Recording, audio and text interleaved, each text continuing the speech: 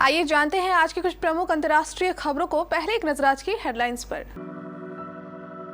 राजू ठेहट हत्याकांड, सीकर में मचा बवाल, सड़क पर उतरे लोग, तोड़े बैरिकेड्स। राहुल गांधी का बयान, भारत जोड़ो यात्रा में यह गॉडसे और सावरकर की पार्टी नहीं, गांधी की पार्टी है। धर्म की स्वतंत्रता में धर्मांतरण कराने का अधिकार शामिल नहीं, सरकार ने कोर्ट से किया अनुरोध। पीएम मोदी ने बाइडेन सहित विश्व के नेताओं को कहा धन्यवाद, भारत के G20 की अध्यक्षता संभालने पर दी थी शुभकामनाएं। जितना पुराना रोटी बेटी का रिश्ता उतना ही गहरा, काली नदी विवाद, भारत नेपाल टेंशन में, चीन का एंगल। केंद्र ने आज बुलाई सर्वदलीय बैठक, 2023 के G20 शिखर सम्मेलन की रणनीतियों को दिया जाएगा अंतिम रूप। कॉरियर से आगरा भेजी दवाइयों की खेप वापस बद्दी पहुंची, सैंपल से होगी जांच। रूस के राष्ट्रपति सीरियो से फिसले, मॉस्को में अपने घर में गिरे पुतिन, कैंसर से पीड़ित होने के दावे ने जोर पकड़ा। खेसारी लाल यादव की बेटी को बदनाम करने वालों पर जमकर भड़के पवन सिंह, बोले मैं गुस्से में ज्यादा बोल जाऊंगा। और कुलदीप सेन का डेब्यू नहीं देख पाए पिता, सैलून में ग्राहकों के बाल काटते रहे, बोले दुकान में न टीवी है और न मोबाइल। गैंगस्टर राजू ठेहट की हत्या के बाद सीकर में बवाल मच गया है। सीकर में सांसद हनुमान बेनीवाल व विधायक मुकेश भाकर धरने पर बैठे हैं। इनके साथ प्रदर्शन में हजारों लोग मौजूद हैं। इनकी मांग है कि सीकर कलेक्टर व एसपी को हटाया जाए, साथ ही मृतक ताराचंद करवासरा के परिवार को मुआवजा दिया जाए और उनकी बेटी को सरकारी नौकरी दी जाए। शनिवार से सीकर में विरोध प्रदर्शन किया जा रहा है। रविवार शाम करीब 6:30 बजे अधिकारियों ने वार्ता की, लेकिन वार्ता सफल नहीं हो सकी। इसके बाद एसके गर्ल्स कॉलेज के सांसद हनुमान बेनीवाल के साथ लोगों ने कलेक्टर आवास का घेराव करने के लिए कूच किया, लेकिन पुलिस ने लोगों को रास्ते में रोकने का प्रयास किया, जिसके बाद आक्रोशित लोगों ने बैरिकेड्स तोड़ डाले। कांग्रेस के पूर्व राष्ट्रीय अध्यक्ष राहुल गांधी की भारत जोड़ो यात्रा ने रविवार शाम झालावाड़ जिले के चंवली गांव से राजस्थान में प्रवेश किया। राहुल गांधी ने राजस्थान की सीमा में ठीक 6:31 पर प्रवेश किया। इसके बाद यहां उनका जोरदार स्वागत हुआ। इसके पहले मध्य प्रदेश कांग्रेस की ओर से कमलनाथ ने कांग्रेस प्रदेशाध्यक्ष गोविंद सिंह डोटासरा को यात्रा का ध्वज सुपुर्द किया। इसके बाद राहुल गांधी की यात्रा का सहरिया समाज के परंपरागत नृत्य के साथ स्वागत किया गया। यह नृत्य देखकर राहुल गांधी भी भाव विभोर होकर खुद को नहीं रोक पाए और मुख्यमंत्री अशोक गहलोत, कमलनाथ और सचिन पायलट के साथ खुद भी डांस करने लगे। गहलोत व पायलट ने भी एक दूसरे का हाथ पकड़कर डांस किया। गुजरात सरकार ने उच्चतम न्यायालय से कहा है कि धर्म की स्वतंत्रता में दूसरों का धर्मांतरण कराने का अधिकार शामिल नहीं है। सरकार ने शीर्ष अदालत से राज्य के कानून के प्रावधान पर उच्च न्यायालय की रोक हटाने का अनुरोध किया। गुजरात उच्च न्यायालय ने 19 अगस्त और 26 अगस्त 2021 के अपने आदेशों के माध्यम से राज्य सरकार के धर्म की स्वतंत्रता अधिनियम 2003 की धारा 5 के संचालन पर रोक लगा दी थी।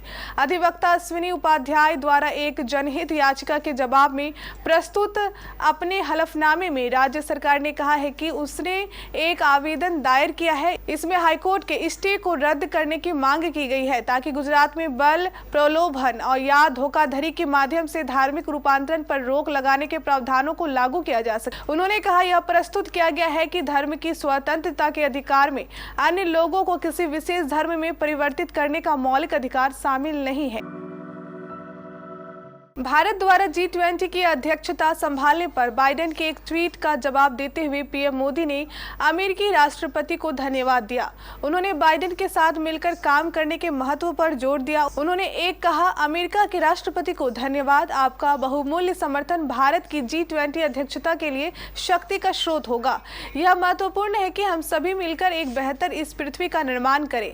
मालूम हो कि अमेरिकी राष्ट्रपति बाइडेन ने शुक्रवार को अपने ट्वीट में कहा था कि भारत अमेरिका का एक मजबूत भागीदार है और वह भारत की G20 अध्यक्षता के दौरान अपने दोस्त प्रधानमंत्री मोदी का समर्थन करने के लिए तत्पर है।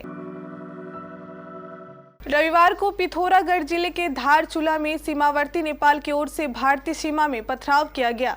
इसमें कई मजदूर घायल हो गए। इसके पीछे काली नदी विवाद है। भारत और नेपाल के बीच जितना पुराना रोटी और बेटी का रिश्ता है, उतना ही गहरा विवाद काली नदी उद्गम स्थल को लेकर है। सुगोली समझौते के अनुसार नेपाल की पश्चिमी सीमा पर भारत से सीमा का निर्धारण काली नदी से हुआ। इसके मुताबिक काली नदी का पश्चिमी इलाका हिंदुस्तान और पूर्वी इलाका नेपाल है। अगले साल सितंबर में G20 शिखर सम्मेलन की मेजबानी भारत करेगा। इसकी तैयारियों को लेकर केंद्र सरकार ने सोमवार को सर्वदलीय बैठक बुलाई है। बैठक में सभी दलों के सुझाव लिए जाएंगे। इस पर चर्चा की जाएगी। रणनीतियों को अंतिम रूप दिया जाएगा। संसदीय कार्य मंत्री प्रहलाद जोशी की ओर से करीब 40 पार्टियों के प्रमुखों को बैठक में आमंत्रित किया गया है। बैठक में प्रधानमंत्री नरेंद्र मोदी मौजूद रहेंगे। राष्ट्रपति भवन में होने वाली बैठक में विदेश मंत्री एस जयशंकर की भी होने की संभावना है। नकली दवा बनाने के मामले में आगरा भेजी गई दवाओं की खेप वापस बद्दी पहुंच गई है। 21 नवंबर को ये दवाएं बद्दी से कोरियर से आगरा भेजी गई थी। इस बीच बद्दी में नकली दवाइयां बनाने के मामले का भंडाफोड़ हो गया। स्टोर और कंपनी में दबिश देने के बाद ड्रग विभाग ने आरोपी मोहित बंसल की आगरा स्थित दुकान को सीज कर दिया था। जब दवाइयों का कोरियर पहुंचा तो दुकान बंद थी। ड्रग विभाग ने उस कोरियर को वापस मंगवा लिया। ये रविवार को वापस पहुंचा। ये दवाएं नकली तो नहीं है। इसकी जांच के लिए ड्रग विभाग सैंपल जांच के लिए ड्रग टेस्टिंग लैब में भेजेगा।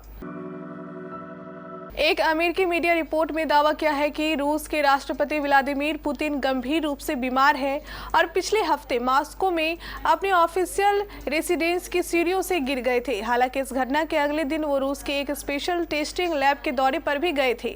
वर्ल्ड मीडिया में कुछ महीने से लगातार ये खबरें आ रही है कि पुतिन को कैंसर है और इसकी वजह से उन्हें चीजों को ग्रिप करने में भी परेशानी आती है। रूसी सरकार इन खबरों को अफवाह करार देती रही है।